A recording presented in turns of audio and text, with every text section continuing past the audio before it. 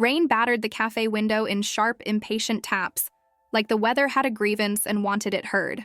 Outside, Seattle's October glow smeared into watery streaks, traffic lights bleeding red and green, street lamps stretching into gold ribbons that slid downward and vanished at the sill. I pressed my fingertip to the glass and followed one drop as it raced another, leaving a faint print behind, and I watched my smudge fade into the damp blur. The place smelled like scorched espresso and wet coats. That particular mix of bitterness and wool that always seemed to live in the city when the clouds settled in for weeks at a time. The heater kicked on and off with a faint rattle. Somewhere behind the counter, a milk steamer hissed, then quieted, then hissed again, like it was breathing. My reflection hovered in the dark pane, pale face, tired eyes, shadows that concealer never truly erased. My hair, an unremarkable brown I'd once tried to call chestnut, was twisted into a messy knot because I'd barely had the energy to shower after a double shift. I looked like exactly what I was. A 28-year-old pediatric nurse who'd been sprinting through fluorescent hallways for 12 straight hours and then forced, really, into meeting a stranger for a blind date I should have canceled. My feet ached in a deep way, the kind that didn't feel like soreness anymore, but like a dull bruise inside the bones. I'd changed out of scrubs into the only dress I owned that didn't look like it came from a clearance rack. Navy blue, simple, slightly too snug at the shoulders, the one I wore to my cousin's wedding 2 years ago, and promised myself I'd save for special occasions. Apparently, my coworker won't let me live counted as special. Sarah had been relentless all week. Bright smile, relentless energy, the kind of woman who meant well and didn't realize her well-meaning came with blunt edges. "He's perfect for you," she'd insisted over the nurse's station computer, while I charted a fever spike and tried not to yawn. "Thomas says he's different. He's stable, successful, and you need something good after Marcus." Marcus. Even thinking his name made something sour rise in my throat. 6 months ago, he'd emptied our joint savings account and vanished. Just gone. A few stupid texts about needing space, and I didn't mean it like that. And then silence. Later, I found out it wasn't space he needed, it was distance. Distance from me and the debt he'd left behind. Distance from the consequences of opening accounts in my name. Distance from the apartment lease he'd sworn he'd help pay. He'd disappeared with his secretary, like the world's most humiliating cliche. Left me with a rent payment I could barely cover, a credit score that looked like a warning sign, and the kind of exhaustion that seeped into everything. Sarah had taken one look at my face after the breakup and decided, apparently, that I needed a man who knows what he wants. I checked my phone again. 7:47 p.m., 13 minutes late. I let out a slow breath through my nose, the kind I used with anxious parents when a child's oxygen saturation started dropping, and I had to keep my voice calm. My thumb hovered over my lock screen like I was waiting for it to change out of pity. It didn't. Of course he was late. Of course. I stared into my coffee, cold now, bitter, and felt the familiar heat of embarrassment creep up my neck. This was what it looked like, didn't it? The sad woman on a blind date, sitting alone, checking her phone like a teenager, hoping a stranger cared enough to show up. Sarah probably felt sorry for me. Poor Emma. Overworked, underpaid, heartbreak as a hobby. The nurse who covered extra shifts and still had to live on ramen when the month got tight. I slid my purse strap onto my shoulder, the motion sharp with decision. I could leave. I could go home. I could take a hot shower and bury myself in bed and pretend I'd never agreed to this. I stood, and then the cafe door opened. It wasn't dramatic the way it would be in a movie. No slow motion, no soundtrack, no wind gusting in like an omen, but the temperature in the room changed anyway. It was subtle, almost absurd, but I felt it as surely as I felt a storm roll in before it hit the city. A shift, like a pressure drop. Conversation faltered. A laugh trailed off. Even the espresso machine seemed to quiet. I looked up. He stood in the doorway with rain in his hair and a stillness that didn't match the cozy little coffee shop. Tall, well over 6 feet, broad shoulders under a black suit that looked like it belonged in a different world. The fabric wasn't just expensive, it was precise, cut to his body like it had been made only for him. His hair was nearly black, damp at the edges, slightly disheveled from the weather. It should have made him look softer. Instead, it made him look dangerous, as if the storm had tried to rough him up and failed. But it was his face that stole my breath. A sharp jaw, straight nose, lips set in a firm line, and his eyes, so dark they looked almost black in the cafe's low lighting, moved across the room with a calm, predatory patience. Not frantic, not searching, assessing. When his gaze found mine, it didn't land. It locked. I forgot to breathe.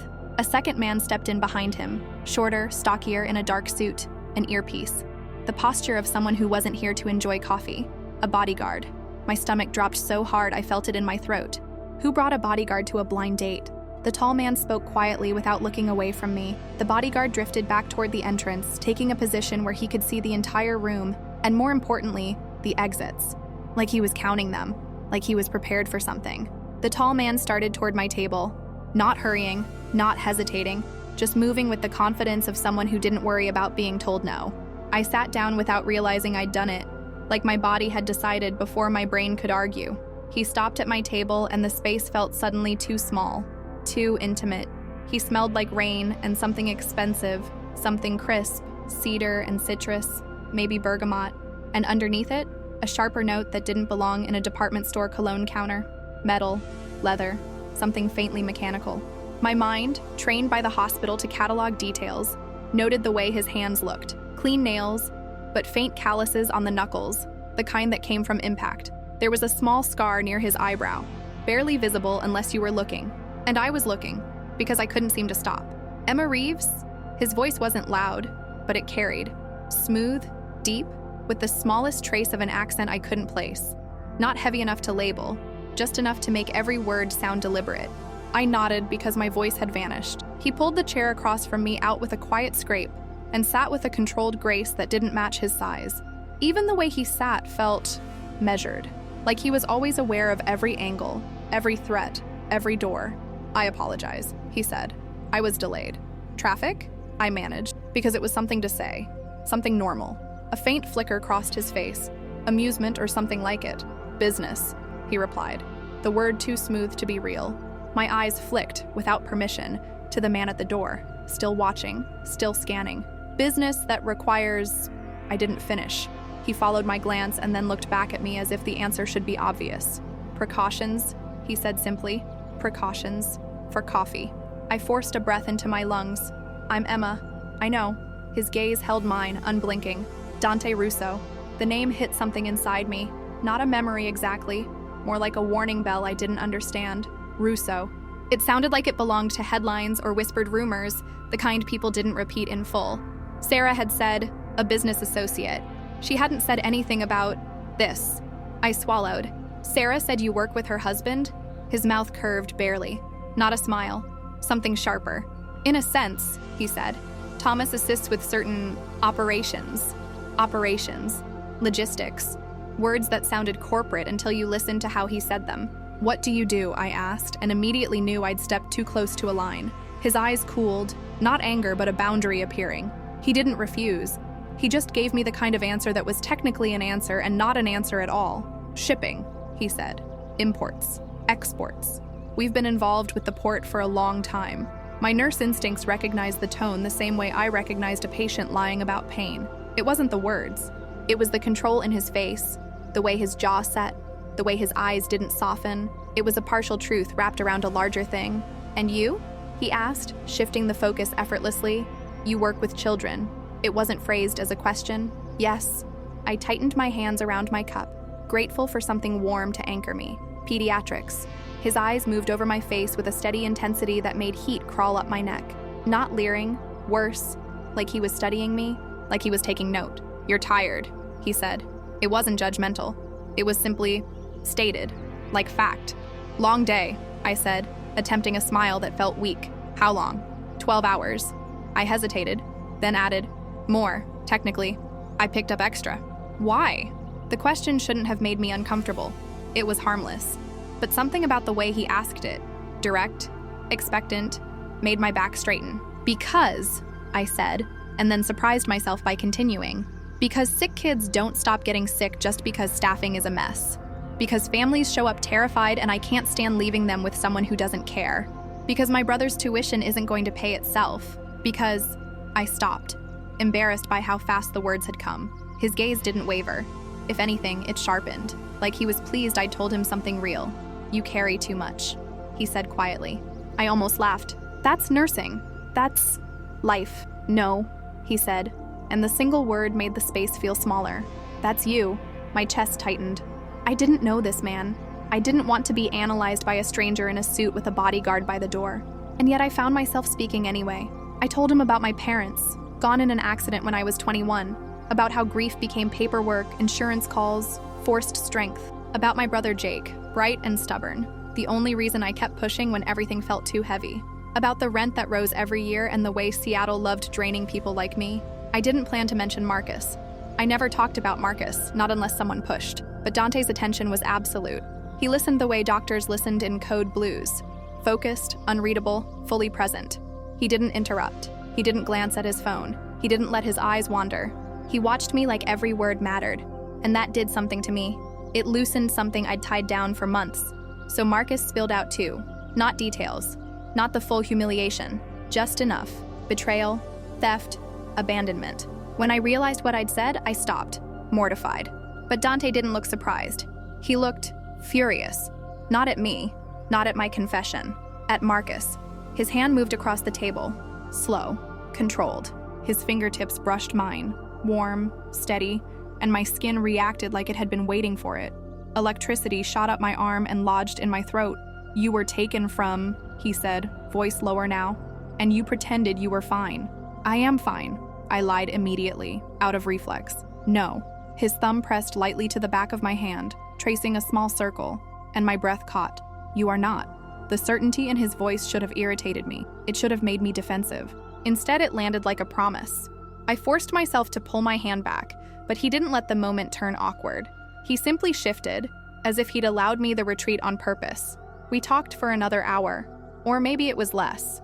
Time did strange things around him. The cafe blurred into background noise, the warmth of the lights, the smell of coffee, the distant chatter. None of it felt real the way his presence did. He asked me normal questions, books, childhood, what I wanted if money didn't matter. But he revealed almost nothing about himself. Every time I tried to aim the conversation at him, he deflected smoothly, turning it back to me with a charm that didn't feel practiced so much as controlled. At some point, I looked at the clock and my stomach sank. "I have to be up early," I said. "Shift starts at..." He stood immediately. "I'll take you home." "Oh, I drove," I said quickly. "It's fine. It's late," he cut in. Not harsh, but final. "And it's raining." It wasn't a suggestion. It wasn't even a request.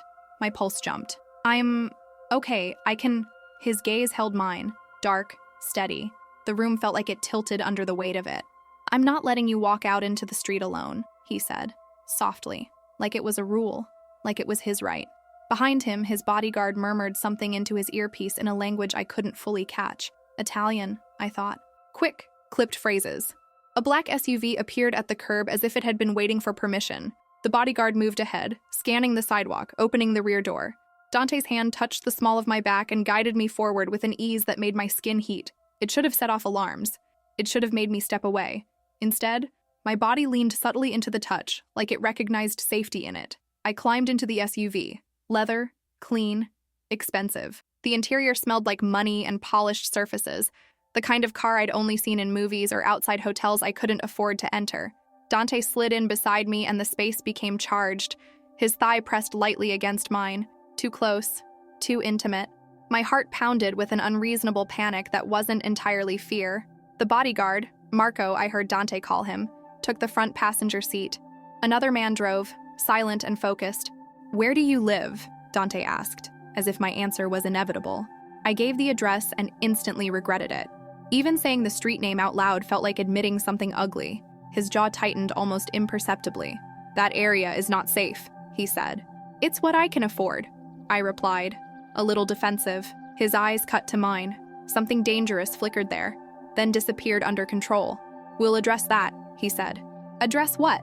I blurted because my exhaustion stripped away my filter. "My apartment? We literally just met." His hand found mine in the dim car, fingers interlaced with a quiet firmness that felt like a claim. "Emma," he said, and my name sounded different in his mouth. Not casual, not light, heavy. "I'm going to be honest with you." My breath hitched. "I don't waste time," he continued. "If I want something, I take it." My entire body went still. "And I want you." It was insane. It was ridiculous. It was the kind of line you'd laugh about with friends after a bad date. But Dante didn't say it like a line. He said it like a fact. "You don't even know me," I whispered. He leaned closer. His breath warmed my ear. "I know enough." His thumb brushed my wrist, finding my pulse like he'd meant to. The contact made my heartbeat stutter. "I know you're kind when you have every reason not to be." he murmured. I know you keep giving, even when people keep taking. I know you're stronger than you realize. My throat tightened. Sarah told you all that? A faint curve touched his mouth. No. The single word sent a chill up my spine. The SUV stopped outside my building. 5 floors, peeling paint, the lobby light flickering like it was tired too. It looked worse in the rain, the whole place sagging under water and neglect. Dante stared at it for a long moment. Then, I'm walking you up. You really don't have... I'm not asking, he said, and the calm finality in his voice made me swallow the rest. Marco was already outside, umbrella open, scanning the street like the rain might be hiding a threat. Dante took the umbrella himself and held it over us as we crossed the sidewalk. His other hand settled on my waist, steady, protective, and every part of me was aware of it. At the lobby door, the lock stuck like it always did. I fumbled with my keys, embarrassed by the cheap metal, the worn mechanism. Dante's hand covered mine. His fingers were warm, sure. He took the key gently and turned it with a skill that made the stubborn lock obey immediately. We stepped inside. The lobby smelled like mildew and old trash and tired radiator heat. The fluorescent light flickered, buzzing faintly like an insect. I waited for him to look disgusted. He didn't. He looked furious. How long have you lived here? He asked, voice too controlled. About a year, I admitted. After Marcus. It's temporary. I'm saving... This door is broken, he said, cutting me off. There's no real security. The neighborhood... I'm careful, I snapped, because his anger felt like judgment, even if it wasn't meant that way. His eyes locked on mine. Careful isn't enough, he said quietly. Then he moved, and suddenly I was backed against the wall, his body close, his hands braced on either side of my head, not touching me, not trapping me, but the space felt like it shrank around his presence. Do you understand what could happen to you here? He asked, voice low. Coming home alone, night shifts, this place, this door, this street. I swallowed. My voice came out small. I can take care of myself. His gaze sharpened. No, the word was absolute. His hand lifted and cupped my face with a tenderness that didn't belong with the steel in his voice. His thumb brushed my cheekbone and my body responded like it had been starving for contact. You won't be alone anymore, he said. Not if I have anything to say about it. It should have terrified me. A stranger. A dangerous one. Speaking about my life like he was already part of it. Instead, my skin warmed under his touch, and some reckless, exhausted part of me wanted to believe him, wanted someone else to carry the weight for once. I don't understand, I breathed. Why do you care? His lips hovered close to mine, close enough that I felt his breath. Because I trust my instincts, he said. And every instinct I have says you're mine to protect. Mine. The word lodged in my chest like a spark. He pulled back before I could respond, reached into his jacket. For a split second, fear flared. Bodyguards, scanning exits, the careful way they moved. But he pulled out a business card. Black, thick paper, silver lettering, only a phone number, no company, no address, nothing else. Call me, he said, pressing it into my palm. Anytime. If you're scared, if you need anything, if you just want to hear my voice. His eyes held mine with a seriousness that made my stomach twist. Do you understand? He asked. I nodded. Say it, he instructed. My throat bobbed. I understand. Good, he said softly. And then, quieter still, like the word mattered. Good girl. Heat flooded me. Hot, humiliating, immediate, and from the slight curve of his mouth, he knew exactly what he'd done. He stepped back as if he'd given me space on purpose. Go inside, he said. Lock your door. I will. All 3 locks, he added, and my stomach dropped because I hadn't told him there were 3. I stared at him. He didn't explain. He simply watched me climb the stairs. Elevator broken, of course. Hands in his pockets, posture still, eyes on me like he was memorizing every step. When I reached my floor and looked down, he was still there in the lobby, a dark shape in the flickering light, watching like he didn't leave things unfinished. I got into my studio apartment and locked the deadbolt, then the chain, then the flimsy extra lock that always felt like a joke. My radiator clanked. My neighbor's television blared through thin walls. My bed, small, secondhand, looked like a punishment. I set the black card on my nightstand and stared at it like it might bite. Who was Dante Russo? And why did my instincts scream danger while my body felt safe? I changed into worn pajamas and tried to convince myself that tomorrow I'd wake up and laugh at how absurd it all was. I'd block the number. I'd tell Sarah to stop meddling. I'd forget the way he looked at me like I mattered. My phone buzzed. Unknown number. Make sure your door's locked. My breath caught. I jumped out of bed and checked again. Deadbolt, chain, Extra lock. My hands trembled around the doorknob. Another buzz. All three. My throat went dry. Then, sleep well, Emma. Dream of me. I should have been afraid.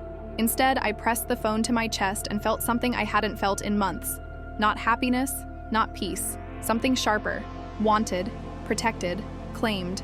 The next morning, the pediatric ward was chaos before my coffee even cooled. Emergency admits. A code blue. A medication shortage that had doctors shouting at administration while nurses did the impossible with what we had. It should have shoved Dante Russo out of my head. It didn't. Because my phone kept buzzing. 6:02 a.m. Good morning, beautiful. Did you sleep? 7:11 a.m. Eat breakfast. You're too thin. 9:26 a.m. Text me on your break. I need to know you're safe. I didn't respond. Not once. I told myself that silence was the responsible choice. That engaging would encourage whatever this was. But every time the screen lit up, my heart jumped like I was waiting for it.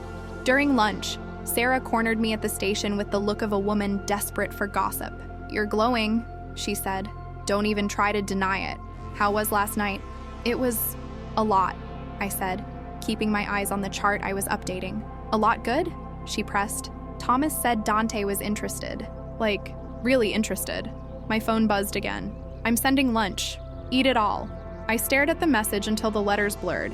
I hadn't told him I'd skipped breakfast. I hadn't told him I was on shift. I hadn't told him anything. Sarah leaned in, squealing. Is that him? What did he say?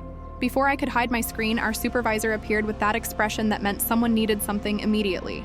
Emma, there's a delivery at the front desk, she said. Security says you have to sign for it. Apparently it's unusual. My stomach sank. I went down 3 floors to the lobby on legs that felt too heavy. The security guard at the front desk, Marcus, not my Marcus, thank God, grinned like he'd just won the lottery. Emma Reeves?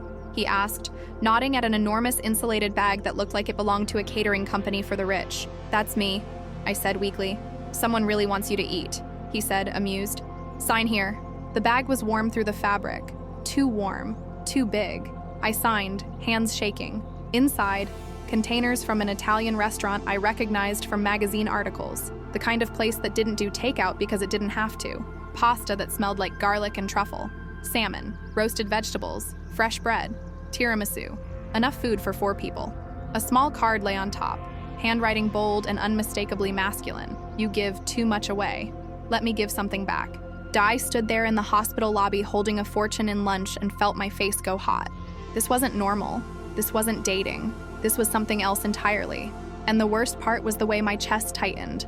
Not with dread, not exactly, but with a dangerous kind of warmth, because no one had ever taken care of me like this, not without asking for something in return.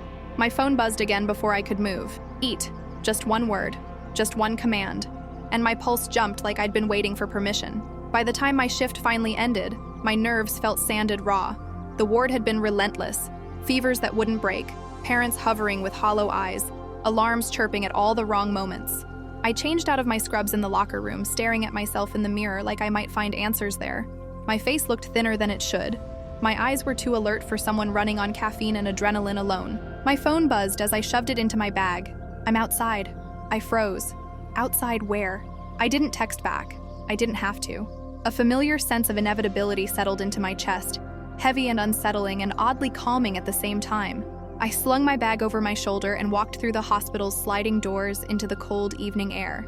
The black SUV waited at the curb like it belonged there. Marco stood beside it, posture rigid, eyes scanning the parking lot as if threats might rise up between the cars. When he saw me, he opened the back door without a word. Dante sat inside, immaculate as always. This time his suit was charcoal, no tie, black shirt unbuttoned at the collar. The dim interior light caught the angles of his face, the hard line of his jaw, the dark intent in his eyes. You came, he said. You didn't ask, I replied, climbing in anyway. He watched me with something like satisfaction. You still had a choice. I snorted softly. Did I? The corner of his mouth twitched. More than you think. The car pulled away smoothly, merging into traffic. The city lights slid past the tinted windows, distant and unreal. Dante's presence filled the space, his thigh brushing mine with every turn. His hand found my wrist, fingers warm and steady. Have you eaten? He asked. Yes. I lied automatically. His thumb pressed lightly against my pulse. Lie to me again, and I'll stop pretending this is casual. My heart jumped. It's not casual, I said before I could stop myself. No, he agreed quietly. It isn't. The SUV turned away from downtown, heading toward the water. My stomach tightened. Where are we going? I asked. My house. That's not... I stopped myself. That's not a good idea. Being alone with me? He turned toward me, his body angling close. Or being honest about what this is? Both, I said. His gaze held mine, intense and unyielding. You're safe with me. The words were simple. The way he said them was not. The SUV passed through tall iron gates that opened automatically, revealing a long drive winding through manicured grounds. Even in the dark, the place radiated wealth and control. Sculptures emerged from shadow. Lights illuminated stone paths and trimmed hedges. At the edge of it all, perched above the bay, stood a house that didn't look like a house so much as a statement. Glass, stone, steel, 3 stories of clean lines and quiet dominance. My breath left me in a rush. You live here? One of my properties, he said lightly. The most secure. Marco opened my door and Dante took my hand as I stepped out. His grip was firm, grounding. The air smelled like salt and rain and something faintly metallic. Security cameras glinted discreetly in the landscaping. Men moved at the edges of my vision, present without being obvious. Inside, the house was breathtaking in a way that felt almost sterile. Marble floors, high ceilings, floor-to-ceiling windows overlooking the water, the city lights shimmering below. Everything was perfect and impersonal, like a showroom designed to intimidate. It's beautiful, I said, because it was. It's empty, he replied. Not a home. He shrugged off his jacket and rolled up his sleeves, revealing strong forearms dusted with dark hair. The motion felt intimate in a way I couldn't explain. Sit, he instructed, gesturing to a stool at the massive kitchen island. I'm cooking. You cook? I asked, surprised. Yes. He moved with practiced ease, pulling ingredients from drawers and cabinets like he'd memorized their locations. Garlic hit hot oil, filling the air with warmth. Tomatoes simmered. Basil was torn, not cut. Pasta dough appeared as if by magic. I watched him, mesmerized. This man, dangerous, commanding, surrounded by bodyguards, moved through the kitchen with quiet competence, control without rush. My grandmother taught me, he said without looking up. She believed a man should know how to feed himself. Something softened in his expression at the memory. She raised me after my parents died. I'm sorry, I said. So was she, he replied simply. The words lingered, heavy with unspoken history. I took a sip of wine he'd poured for me. Rich, velvety, far beyond anything I'd ever buy for myself. Dante, I said, setting the glass down. You don't actually know me. He stopped chopping, looked at me fully. I know more than you think. My pulse quickened. How? I pay attention. He crossed the kitchen and stopped in front of me, close enough that I could smell him again. Cedar, spice, something sharp beneath it. I know your parents died when you were 21, he said. I know you put your brother through school. I know you work double shifts because you can't stand letting people down. I know your ex stole from you. I know you pretend you're fine. My mouth went dry. You had me investigated. Yes? The word landed hard. And I'd do it again, he continued calmly. I don't leave things like you to chance. Things like me? I snapped. Precious, he corrected. Vulnerable. Anger flared. Fear too. But beneath it all, something else stirred. Relief, dark and unwelcome. Someone else seeing the danger I lived with every day. He took my face in his hands, thumbs brushing my cheekbones. That apartment is not safe. Your debts are gone. I paid them this afternoon. I stared at him, stunned. You... what? Your credit will be repaired within the month, he went on, as if discussing groceries. And Marcus will never touch you again. My chest tightened painfully. You can't just do that. You can't take over my life. I can, he said softly. And I will. I pushed against his chest, needing space. He didn't move. This is insane. Yes, he agreed. But you're still here. He leaned closer, his forehead resting against mine. I don't do slow, Emma. I don't do casual. When I decide something belongs with me, I claim it. I'm not something. I whispered. No, he said. You're someone. Mine. Dinner burned up. Later, we ate at a table that could seat 12, the city glittering beyond the windows. The food was exquisite. The conversation lighter, safer, almost normal. He told me about Naples, about his grandmother's restaurant. I told him about Jake, about my patients, about silly things that felt like oxygen. Afterward, he showed me the bedroom. This would be yours, he said, standing in the doorway. King-sized bed dressed in white, a bathroom like a spa, a walk-in closet, empty but waiting. I'd be across the hall, he added, close enough to protect you. Far enough to give you privacy. The implication made my skin warm. I can't just move in, I said weakly. Then get to know me here, he replied. Where you're safe. His phone rang then, sharp and insistent. His face darkened as he answered in Italian, voice clipped, commanding. When he hung up, tension rolled off him in waves. Something's come up, he said. Marco will take you home. The drive back was quiet. My thoughts raced, tangled and breathless. Marco walked me to my door again, checked the apartment with military thoroughness before leaving. Inside, I collapsed onto my bed and stared at the ceiling, my heart still pounding. A text buzzed. Think about it, Emma. You're already mine. The rest is just acceptance. I fell asleep clutching my phone, torn between terror and longing, knowing something in my life had shifted beyond repair. Seattle woke beneath a ceiling of low gray clouds, the kind that pressed down on the city like a held breath. I barely slept. Every time I closed my eyes, Dante's voice surfaced. Calm, certain, impossible to ignore. You're already mine. By morning, the words felt less like a threat and more like a fact my body had quietly accepted before my mind could catch up. My phone lit up just after 6. Good morning, beautiful. Eat breakfast. I'm sending a car. Be ready at 7:30. I stared at the screen, pulse thudding. I typed 3 different replies and deleted them all. Arguing felt pointless. Ignoring him felt dishonest. At exactly 7:30, a sleek town car rolled to a stop outside my building. The driver stepped out, older, kind-eyed, impeccably dressed. Miss Reeves, he said politely. I'm Antonio. Mr. Russo asked me to bring you to work. I can drive myself, I said, out of reflex. Antonio smiled faintly. With respect, miss, he prefers otherwise. The hospital staff noticed immediately. Sarah intercepted me before I could escape to the ward, eyes wide. Okay, she whispered. You have to tell me everything. Thomas came home last night like he'd seen a ghost. Said Dante called asking about your schedule. Your brother. Emma, who is this man? I lowered my voice. He's intense. That's not an answer. He paid off my debts, I admitted. And he wants me to move in with him. Sarah's face drained of color. You've known him how long? 3 days. She grabbed my hands. That's not romance, Emma. That's control. I know, I said quietly, but he isn't hiding it. He told me exactly who he is, exactly what he wants. And what does he want? I swallowed. Me. The day blurred past. More texts. Another delivery. This time black roses. Impossibly perfect. Arranged in a crystal vase. The card was simple. Thinking of you. By evening, Antonio was waiting again. This time he took me shopping. A personal shopper greeted me by name, already armed with sizes and preferences I hadn't given. He described you very clearly, she said with a knowing smile. The dress she chose transformed me. Emerald silk, cut to skim my body like it belonged there. When I saw myself in the mirror, I barely recognized the woman staring back. Confident, expensive, claimed. Dinner was at a restaurant I'd only seen in magazines. Dante waited outside, his gaze locking on me the moment I stepped from the car. For a heartbeat, he forgot control. You're breathtaking, he said, hands framing my face. The dress is nothing. You make it lethal.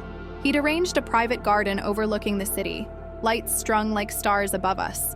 Over wine and food that melted on my tongue, he watched me like I was the only thing that mattered. I spoke with your brother, he said casually. My fork clattered. You what? He's brilliant? Dante continued. I arranged a scholarship. He starts in January. You told him that I love his sister, he said, unapologetic, and that I take care of what's mine. The world tilted. You can't just... I can, he said gently, and I did. Later, he showed me the ring. Not a proposal, he said. A promise. Something tangible to prove he didn't mean temporary. Tomorrow, he told me, pressing the emerald onto my finger. I move you in. I should have run. Instead, I nodded. The next morning, movers arrived with military efficiency. My entire life fit into boxes too quickly. Books, photos, memories. Sarah hugged me at the curb, fear and love tangled in her eyes. Call me every day, she said. Promise. I promise. Dante met me at the gates, pulling me into his arms like he'd been waiting his whole life for that moment. Welcome home, he murmured. Living with him felt surreal. Luxury wrapped around danger. Security everywhere. Unseen, but constant. He showed me the house, except for one locked door. Business, he said, final. That night, I overheard voices in his office. Men questioning him, calling me a weakness. Dante didn't deny it. She's mine, he said coldly, and anyone who threatens her learns exactly how dangerous I am. Later, when I confronted him, he didn't soften the truth. "You make me vulnerable," he admitted. "And that makes me ruthless." I should have left. Instead, I kissed him, crossed a line I could never uncross. The world intruded soon after. A betrayal. A rival family. Words like war and elimination spoken without drama. When he came back to me in the early hours, smelling faintly of smoke and metal, I didn't ask what he'd done. I only asked if he was safe. "You're my reason now," he told me, holding me like I was the only thing anchoring him to the world. "I'll always come back." Sunday morning, he told me everything. About his family, the blood, the cost of power. He didn't excuse it. He simply laid it bare. "You deserve to know what loving me means," he said. "The danger, the darkness." "I'm scared," I admitted. "So am I," he said softly. "Terrified of losing you." That evening on the balcony as the sun bled into the bay, he slipped a diamond ring onto my left hand. "Marry me," he said. "Not because I need control, but because I choose you." "Yes," I whispered. 6 months later, I stood in white silk beneath strings of light, Jake walking me down the aisle, Sarah crying beside me. Dante waited at the altar, eyes dark with devotion. When he vowed to protect me until death, I knew he meant it in every possible way. I became Emma Russo that day. Loved, guarded, claimed. My life was no longer safe or simple, but it was mine, and so was he.